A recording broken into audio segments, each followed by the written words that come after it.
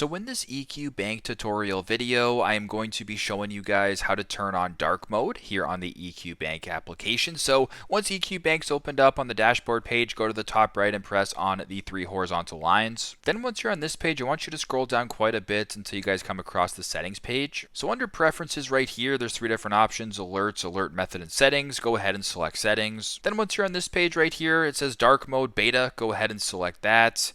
And then if you're right now, for me, it's on light mode. If you want to go ahead and turn on dark mode, go ahead and press on right here.